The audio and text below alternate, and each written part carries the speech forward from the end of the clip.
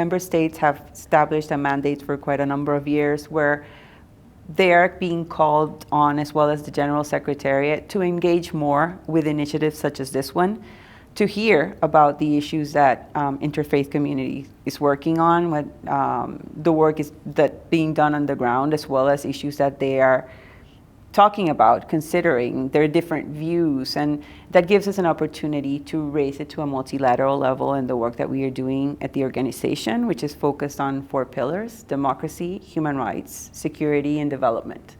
So it's across the board, topics that are relevant, topics that are being addressed here. And I think it's a very valuable perspective to understand what kind of discussions are taking place among religious and faith-based communities, and bring that into the realm of the work that we do multilaterally in support of member states. I think there's a lot of openness. I think it's, as everything, it changes, the dynamics change through time. And I think we're evolving into a time when there's a lot of openness for collaboration, a lot of openness to participate in both dialogue-oriented spaces, as well as in spaces that have to do, for example, with work on the ground on humanitarian issues. So I think it's evolving into a very relevant partnership, a very relevant and open dialogue that I think we embrace, at least at the OAS, we embrace in terms of the openness to continue this type of engagements. Yes, it's a recurring theme, I think, in all of the spaces where we engage, that we really need to come up with solutions that include everybody. The theme or the motto at the OAS is more rights for more people. And in order to achieve that, you have to understand who you're working with and who you're working for. And in that, we do require to continue strengthening opportunities for engagement. And that does I think that does frame it in a different way than perhaps it has been framed in the past.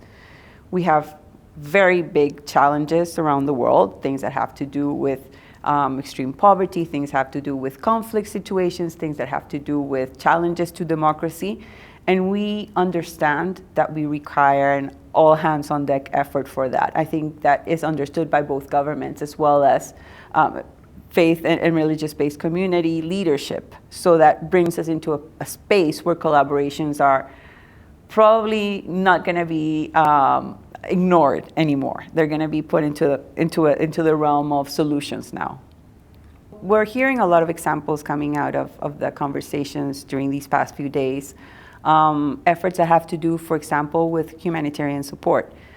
We have a huge situation relating to persons in situation of mobility in the region with migrants. And we have religious and faith-based communities working on the ground with migrants, both in receiving countries as well as in transit countries. And that's something that is right in the middle of the agenda of what we're working on at the organization. So that's one thing that I think can give a lot of opportunity to collaborate on issues such as, for example, mental health. It's another opportunity that's being discussed here. Climate change, solutions that need to be mainstreamed and require, opportunities to bring that into different communities, and the access that it gives to us to have communities that are on the ground, or religious and faith-based communities that are on the ground that can be partners in those efforts. It would be interesting to understand things that can address the focus on, for example, development going forward, issues that have to do with disinformation, AI. These are all topics that we're all starting to talk about. They impact the work that we do on fronts such as, for example, the work on democracy and how these type of new tools or demands, for example, in the case of challenges to development, require new focus. So I think those are opportunities going forward to connect on things that we are all in the learning curve of, and that impact us in different ways. I was at a session yesterday about disinformation. It impacts the work that religious and faith-based communities does, and it impacts democracy. There's a clear connection with that, and I think that would be something that gives us an opportunity to focus work on new areas. It's a guiding light for me, and I think it has been throughout my life, in the work that I have done within, my faith community, and the work that I do at the organization that is focused on access to rights. That is essentially our end goal, is to find creative ways of connecting with countries in the region in order to make sure that they see their communities, they see every single group within that community. They don't miss populations that have been in the past excluded historically for one reason or another. Often in the case of some populations, religion is a factor of discrimination.